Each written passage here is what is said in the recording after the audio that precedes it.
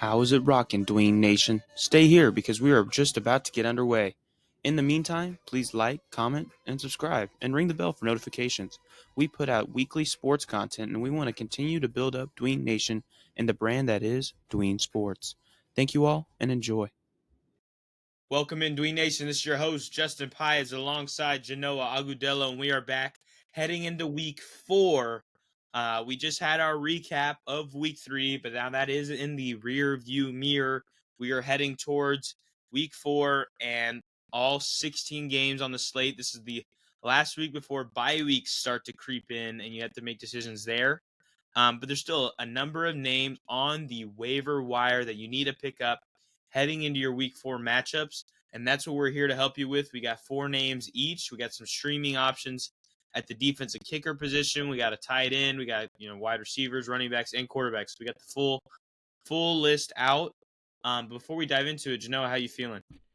Yo, Dween Nation, I'm feeling so good, Justin. Already excited to kick off week 4. You and I will be together. Not only that, we'll be facing each other, so it's going to be very exciting week 4.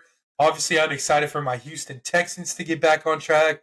There's a couple revenge games there, Justin. We have a primetime game of the week here. Here's Sunday night with Buffalo and Baltimore. There's a juicy storyline going there. Obviously, we get a double header on Monday night. And Thursday night shouldn't be too bad of a game there. Obviously the history with Dallas and Cowboys. There's a blowouts there in the past couple of years, so hopefully that's not a repeat there. But definitely excited to just kick off week 4. I'm excited. And so, Justin, I'm excited to hear who you have as your first waiver wire pickup. I'll throw it out for you. I have Andy Dalton, 1.4% owned in ESPN fantasy leagues. He came out last week. He got the starting job. Bryce Young got benched. Sorry, excuse me. And he cooked the Raiders, man. He 300 yards, 3 touchdowns. He was the only guy to do it this season until Joe Burrow did it, Monday night against Washington. But I mean, phenomenal. I think him and Dave Canales, they're gonna link up, and we're gonna have a Joe Flacco like run, at least through the next few weeks. He gets his old team as well this week, so I think he's a great streaming option. And I think, he should be a clear pickup. I mean, he's got weapons. I mean, Deontay Johnson is a stud.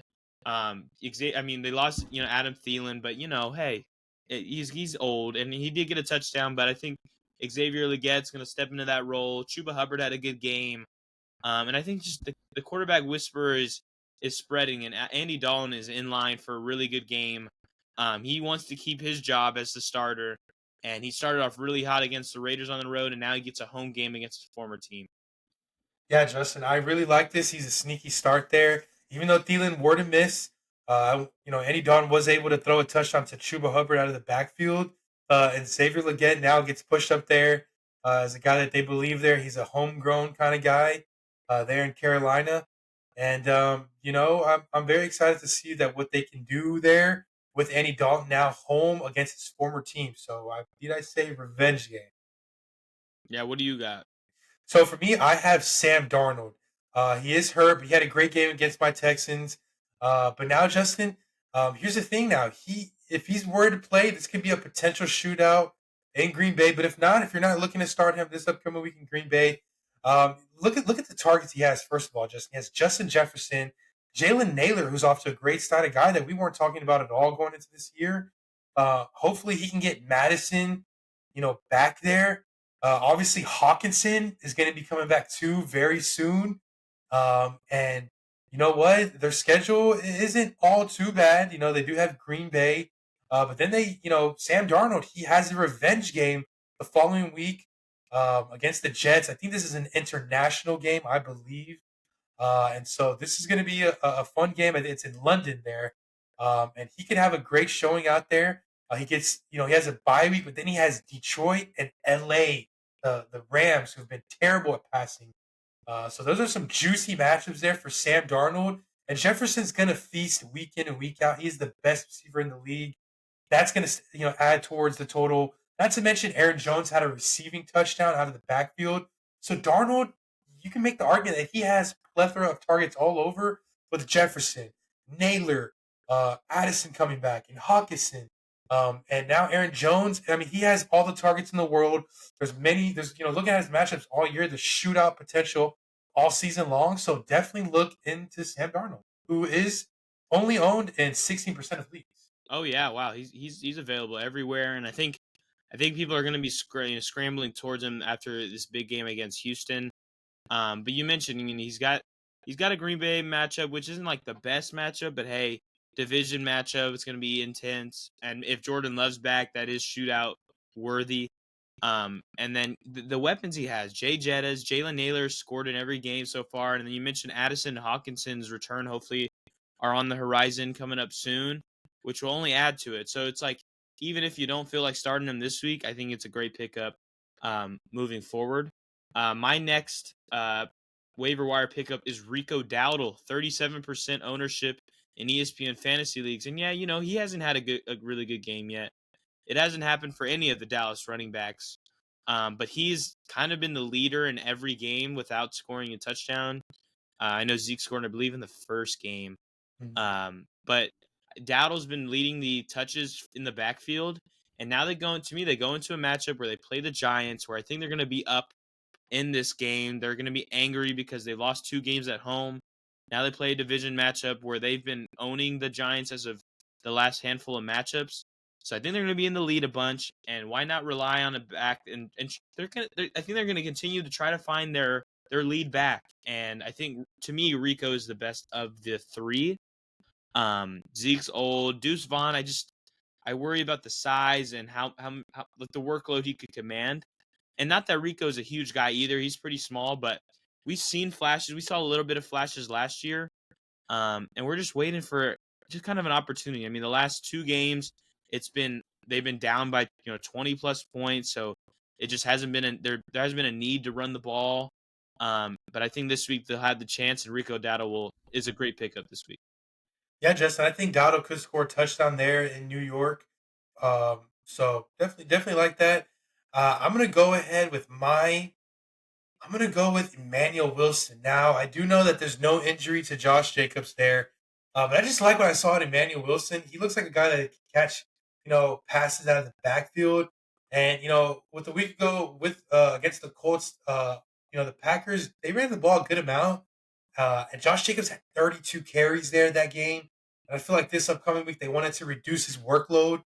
So I do think this could be a little bit of, 2 running backs kind of being involved there. Emmanuel Wilson, he looks, great. He looks like a great back there that they can rely on. This offense is dynamic, so that's another reason why to get him. You want a piece of that Green Bay Packer offense because Malik Willis had a great week with this offense. Now imagine with Jordan Love back, and Jordan Love has so many people to throw it to. Not to mention if Jacobs were to miss, because he does have a history of being injured. That's kind of the reason why Zamir White took off last year and then why he was, his ADP was high and a lot of people are still starting him. I know he's struggling, but a reason why that was a thing, because Josh Jacobs was always hurt. So I feel like going into the Packers right now, if Josh Jacobs were to miss, Emmanuel Wilson is a bona fide RB1. I don't think a matchup could affect it. No matchup could affect it. I feel like he is start proof if Jacobs were to miss. But I won't start him this upcoming week. It's a guy that I'll just pick up and stash and see what they do with Jordan Love if he plays. But he is a guy that I'm looking into maybe in some DFS lineups, but not starting just yet. But definitely like Emmanuel Wilson. That's pretty spicy for me with Emmanuel Wilson. I know he's the backup guy, but we saw, Green Bay in the past they've been wanting to have, 2 backs. They had Aaron Jones, they had Dylan. Mhm. And we saw a pretty clean split last week between Wilson and Jacobs. So maybe Wilson is in line for more touches. RB1 season would be interesting if Jacobs got injured. So we'll see. It is a tough matchup this week against Minnesota. But I think definitely worth a stash, especially with Lloyd being on IR, and Dylan being out for the season. Moving to my third waiver wire pickup, I have Cole Kmet, Chicago Bears tight end. He had a huge game this week against the Colts. He had 10 for 97 with 11 targets. And I look at it and I'm like, no, it's not going to be replicated, that stat line. But I think Chicago, as the season goes on, they're going to continue to flow into the rhythm, and Caleb Williams will improve. and I feel like he's trying to find his guy, And we seen some DJ Moore, we seen Roma Dunze. Cole Kmet led all of them in catches last week. So Caleb Williams continuing to find his target. And if Kmet's that guy, we saw it last year where Fields kind of latched on to Kmet, and he had some big games with, both of them had big games together. So I think Kmet's worth the pickup, especially in the wasteland that is tight ends right now. If you had McBride, or you're still waiting with Njoku, or you're really upset about Kelsey and Andrews, I think Kmet's worth the pickup and a possible play against the Rams. No, yeah, Justin, I like it. As the Chicago offense starts to get, with Caleb Williams, he starts to get more comfortable and he starts to learn more and mature a little bit. Obviously, we don't know how long Keenan Allen's going to be out, so there's going to be another guy that, Caleb Williams is going to have to rely on. And what better than a tight end there? So definitely love that. Love that there. For me, it's a guy that scored 40 fantasy points this week, Justin. That is Jauan Jennings there. With Debo being out and how Ayuk is struggling bad there, Justin. Obviously, I don't have a guy to dump it off to and CMC, who's going to be out for another couple weeks. Who knows? Might not see him at all this year. Mason Jordan isn't much of a receiving back, although he could be. But I think he's more of just a pure rusher there. So Jauan Jennings is a guy that Purdy's going to need to look to. This is a high-scoring offense, obviously with Kittle being out as well. This, gives Jauan Jennings a lot of volume. But a guy that could have won Super Bowl MVP this past year in the Super Bowl, who was so great, so sensational for the 49ers. He has a pretty good matchup at home this upcoming week against New England. Alan Lazard and Garrett Wilson were able to score touchdowns. Looking 2 weeks before that, DK Metcalf was able to score a wide open touchdown there in New England. New England travels to San Francisco this upcoming week, so best believe that they're going to need to score a good amount of points. Kyle Shanahan's pretty ticked off from losing in Los Angeles this week, and so they're 1-2 back-to-back pretty weird losses on the road for San Francisco. They'd look to get things back on track at home. So what better to feed Jauan Jennings, a guy that's only owned in 36% of ESPN fantasy leagues, a guy that got you 3 touchdowns, and a guy that you can make the argument that Purdy has better rapport with him than he ever had with Ayuk possibly. Obviously, Ayuk had a great season last year, but Ayuk now seems a little rusty, so we're not sure. Maybe this could be his breakout game in New England, but I do like Jauan Jennings. He's a great wide receiver too, and I would definitely be starting him this week for sure. No, I think I looked this up, and Jauan Jennings' performance this past week was better than any Brandon Ayuk or Deebo Samuel game in their history of their career. So Jauan Jennings shows some ceiling that we don't see from the other receivers. And with Deebo injured, Kittle was injured. I expect him to be if you get 46 points in a game, you're worth a start next week. I don't think you have even remotely close to that kind of game, but definitely worth a start. Moving to our kind of streaming category, I got a streaming kicker. You got a streaming defense. For my kicker, I have Will Reichard, Minnesota Vikings kicker, only owned in 2.9% of leagues. We're all about Minnesota and Green Bay this in this episode, I guess. But Minnesota, they've been able to move the ball down the field every week in every matchup they've had. Now they have a matchup where they play Green Bay, so I'm not expecting just touchdown, but I still expect the Vikings to move the ball down the field, and that's Will Reichard's spot to get some field goals, which he has not missed this year. Not trying to jinx it, but he's been really great, and he's a rookie, and he's been nailing every kick he's gotten. Yeah, Justin, that's a good pick. For me, for my streaming line, I'm going to go with defense here, and I'm going to go with the Packers. Obviously, early in this episode, I said, get Sam Darnold. That's for the season long. For, streaming defense for this upcoming week, I feel like, there's a chance that Darnold could miss. That would leave, I believe, Nick Mullins to start there, and I would feel like the Packers defense would pretty much, get to Mullen almost every play there. He is more of a slower quarterback, kind of a slower release, more reliant on the running game as he was in San Francisco. And this is a guy that hasn't really started a game in quite some time. So he's a little rusty there if we were to start for an injured Sam Darnold.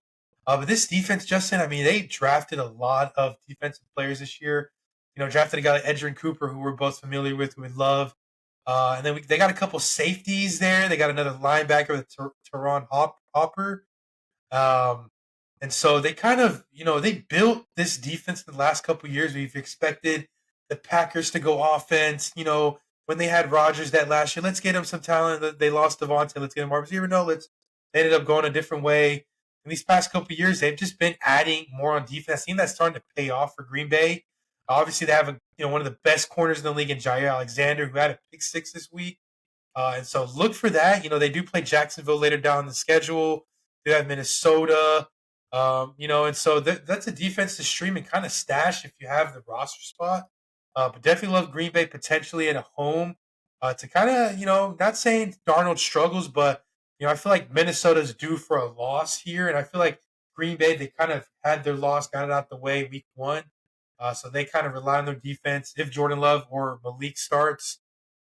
So definitely like the Packers as a streaming defense, Justin.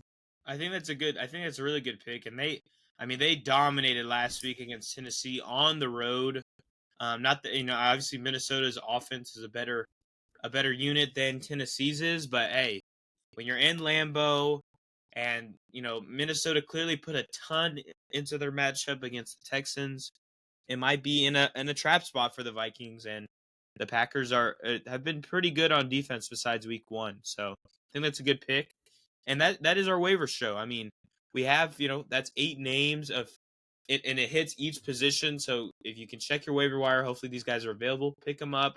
Some are starts, some are stashes.